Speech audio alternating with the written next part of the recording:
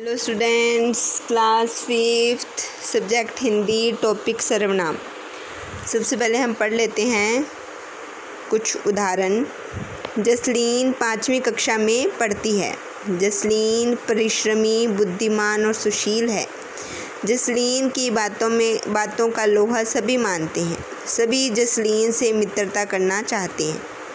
ऊपर के अनुच्छेद को हम दोबारा पढ़ेंगे फिर से। जसलीन 5वीं कक्षा में पढ़ती है। वह परिश्रमी, बुद्धिमान और सुशील है। उसकी बातों का सब लोहा मानते हैं।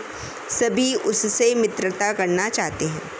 पहले अनुच्छेद में, अनुच्छेद का अर्थ है बेटा छोटा सा हिस्सा किसी का, में जसलीन शब्द का प्रयोग बार बार हुआ है, इसलिए ये वाक्य ठीक होने पर भी पढ़ने में अटपटे से लगते हैं। दूसरे अनुच्छेद में रंगीन शब्द वह, उसकी और उससे जसलीन के स्थान पर प्रयोग किए गए हैं। ये सभी शब्द सर्वनाम हैं और संज्ञा के स्थान पर आए हैं। तो हम क्या कह सकते हैं बेटा, संज्ञा के स्थान पर काम आने वाले शब्दों को सर्वनाम कहते हैं। सर्वनाम के भेद, सर्वनाम के 6 भेद होते हैं बेटा। पुरुषवाचक सर्वनाम, निजवाचक सर्वनाम, निश्चयवाचक सर्वनाम, अनिश्चयवाचक सर्वनाम, संबंधवाचक सर्वनाम और प्रश्नवाचक सर्वनाम। सबसे पहला है अपना बेटा पुरुषवाचक सर्वनाम। बोलने वाले, सुनने वाले अन्य व्यक्ति के लिए प्रयोग किए जाने वाले सर्वनाम पुरुषवाचक सर्वनाम है। जैसे मैं कहानी लिख रहा हूँ तो मैं बोल रहा हूँ, ठीक है। तुम कहाँ जा रहे हो, तुम सुन रहे हो। मेरा भाई दिल्ली गया, भाई के बारे में बात हो रही है।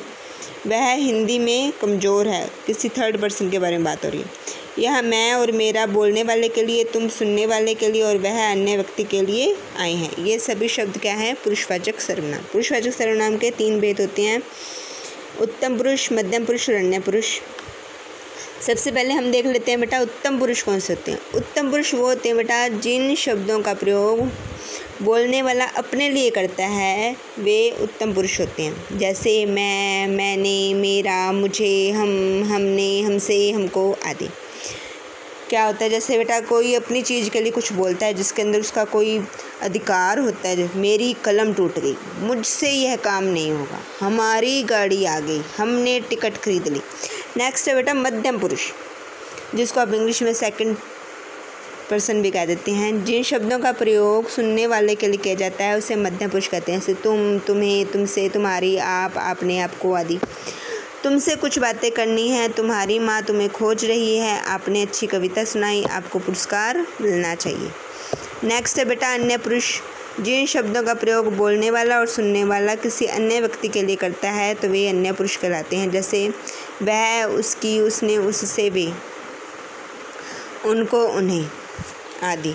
वह इधर ही आ रही है, उससे बोलना बेकार है, वे ज़रूर आएंगे, उन्हें पार्टी में बुलाना चाहिए। नेक्स्ट है बेटा अपना निजवाचक सर्वनाम। जिन सर्वनाम शब्दों का प्रयोग बोलने वाला अपने लिए करता है उन्हें निजवाचक सर्वनाम कहते हैं। मैं अपने आप पहुंच जाऊंगा, मैं स्वयं चाय बना लूँगा, अब वह खुद ही सारे कार्य करता है, वह आप ही अपनी परीक्षा का परिणाम देखा है। नेक्स्ट है बेटा निश्चयवाचक सर्वनाम।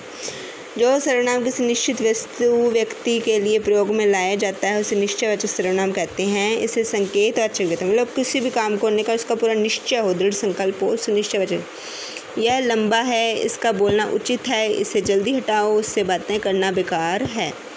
नेक्स्ट है बेटा अनिश्चयवाचक सर्वनाम। जिन सर्वनाम से किसी निश्चित व्यक्ति या वस्तु के बारे में जानकारी नहीं मिलती उसे अनिश्चयवाचक सर्वनाम कहते हैं। जैसे किसी का बैग छूट गया, कोई छत पर सो रहा है, आटे में कुछ मिला हुआ है, किसी से पता पूछ लेना।